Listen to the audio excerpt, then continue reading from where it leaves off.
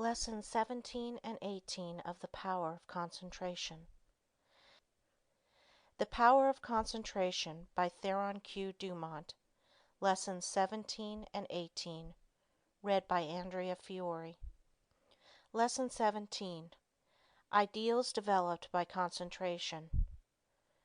Through our paltry stir and strife glows the wished ideal, and longing molds in clay what life carves in the marble real. Lowell.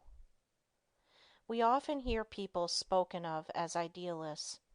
The fact is we are all idealists to a certain extent, and upon the ideals we picture depends our ultimate success. You must have the mental image if you are to produce the material thing. Everything is first created in the mind. When you control your thoughts, you become a creator. You receive divine ideas and shape them to your individual needs. All things of this world are to you just what you think they are. Your happiness and success depend upon your ideals. You are responsible for every condition you go through, either consciously or unconsciously. The next step you take determines the succeeding step. Remember this, it is a valuable lesson. By concentrating on each step as you go along, you can save a lot of waste steps and will be able to choose a straight path instead of a roundabout road. Concentrate your ideals and they will become material actualities. Through concentration we work out our ideals in physical life. Your future depends upon the ideals you are forming now. Your past ideals are determining your present.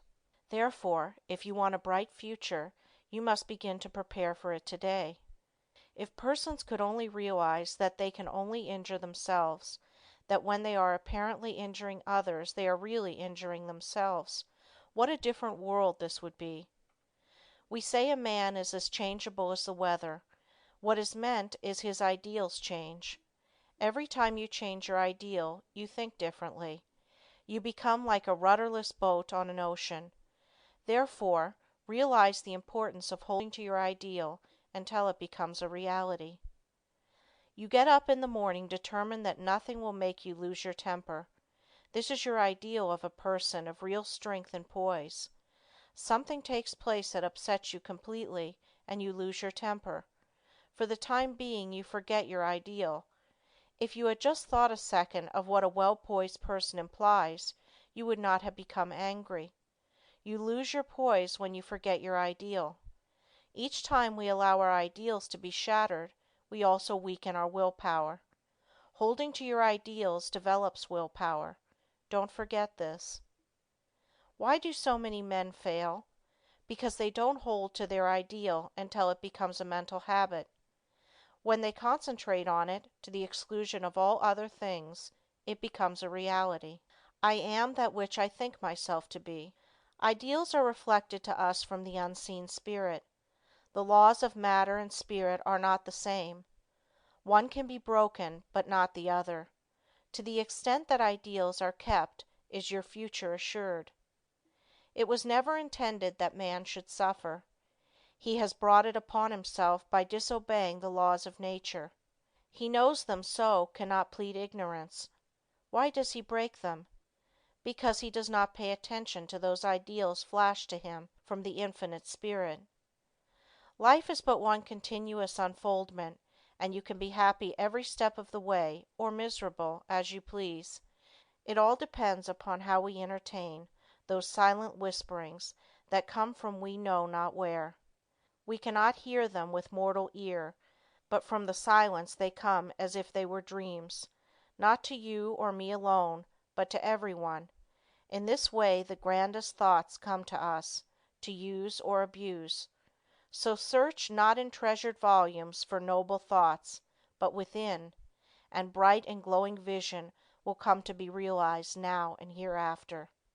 You must give some hours to concentrated, consistent, persistent thought. You must study yourself and your weaknesses. No man gets over a fence by wishing himself on the other side. He must climb.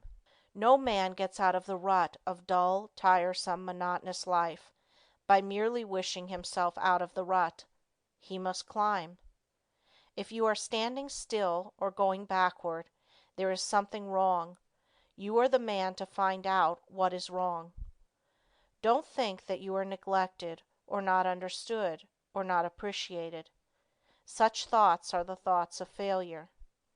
Think hard about the fact that men who have got what you envy got it by working for it.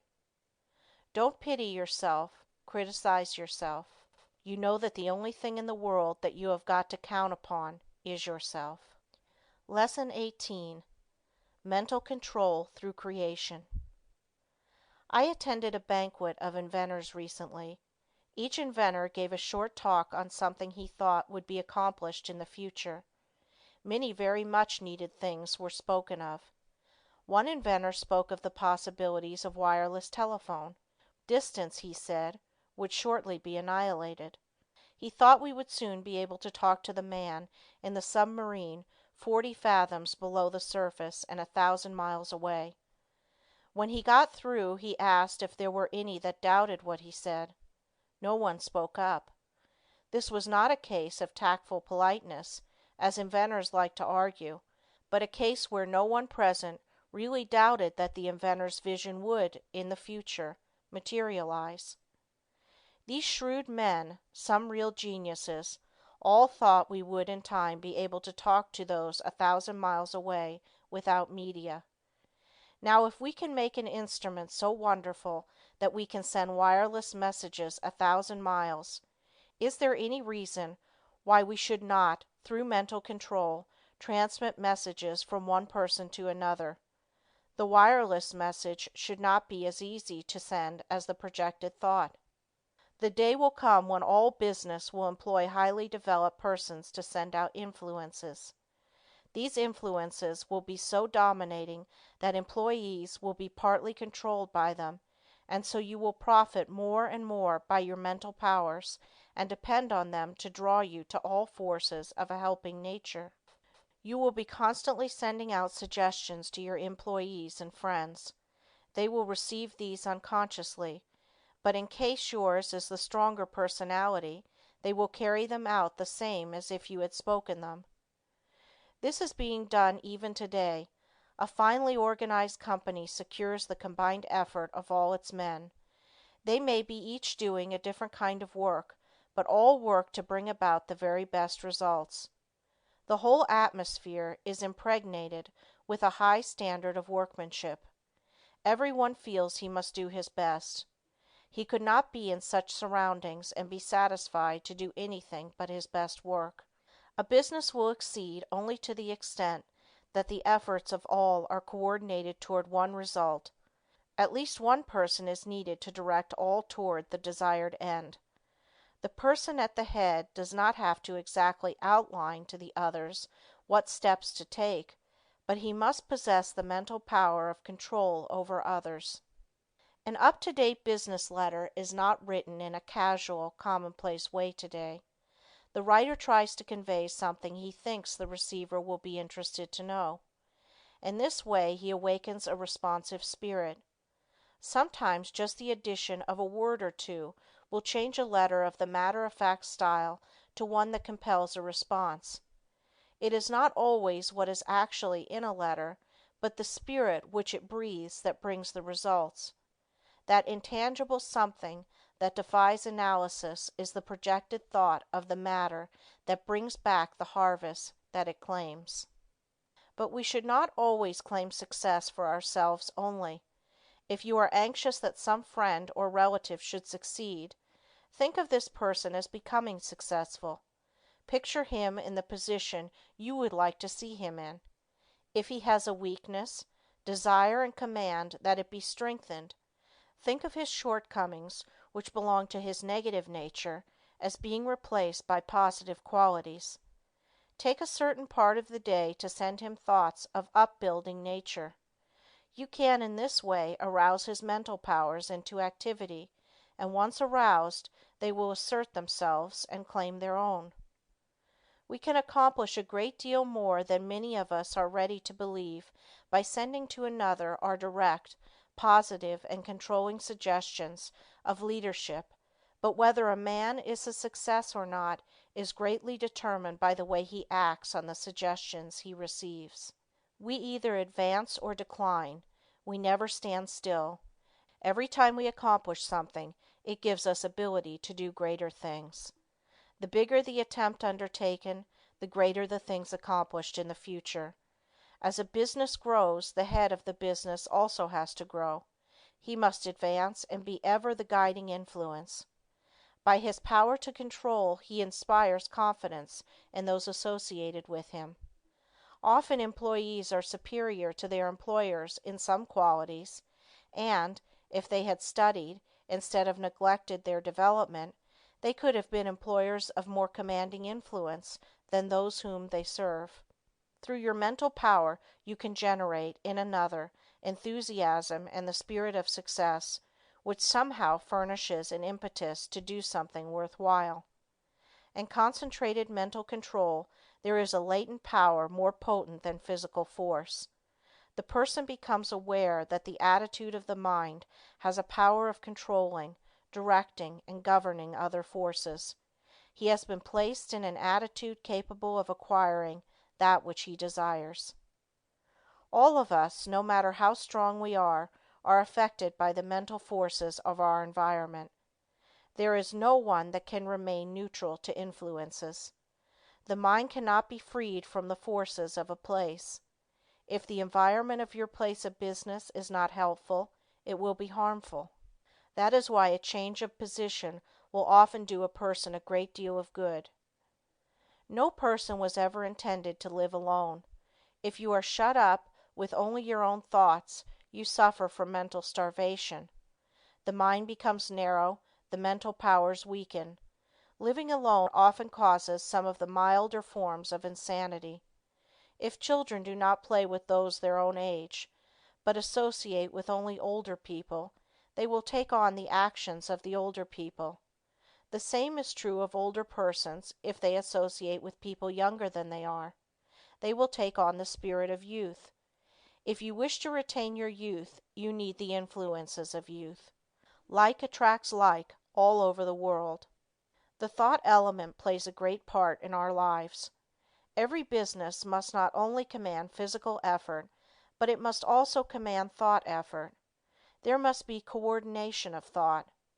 All employers should aim to secure employees that think along similar lines. They will work in fuller sympathy with each other. They will better understand each other. This enables them to help each other, which would be utterly impossible if they were not in sympathy with each other. It is this that goes to make up a perfect organization, which directs and influences them toward the one end. Instead of each person being a separate unit, each one is like a spoke in a big wheel. Each member carries his own load, and he would not think of shirking.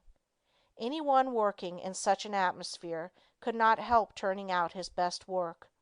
All great leaders must be able to inspire this cooperative spirit. They first secure assistants through their mental control. Then they make their assistants realize the value of mental control. Soon there is a close bond between them. They are working toward a single purpose. They profit by their combined effort. The result is that they accomplish much. If your business is conducted in the right spirit, you can instill your thoughts and your ideas into your employees. Your methods and ideas become theirs. They don't know it, but your mental forces are shaping their work. They are just as certain to produce results as any physical force in nature. The up-to-date businessman of the future is going to take pains to get his employees to think and reason better. He will not want them to become depressed or discouraged. There is time that instead of being wasted, he will endeavor to have them use in concentrated effort that will be profitable to both employer and employed. There must be more of the spirit of justice entering into the business of the future. There is a firm I know that will not hire an employee until he has filled out an application blank. No doubt those that fill it out think it is a foolishness, but it is not. A capable manager can look over this application blank and pretty nearly tell if this person will fit into his management. The main thing he wants to know is the applicant's capacity for efficient, cooperative effort. He wants persons that have faith in themselves. He wants them to realize that when they talk of misfortunes and become blue, they are likely to communicate the same depressing influence to others. The up-to-date manager wants to guard against hiring employees who will obstruct his success.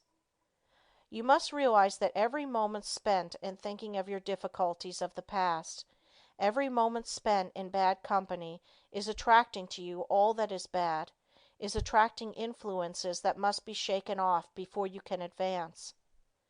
Many firms prefer to hire employees that never worked before so that they have nothing to unlearn. They are then not trained, but have had no bad business habits to overcome. They are more easily guided and grasp the new materials more effectively because they are not contrary to what they have already learned. They are at once started on the right road, and as they cooperate readily, they receive the mental support of the management and learning the methods that have been perfected.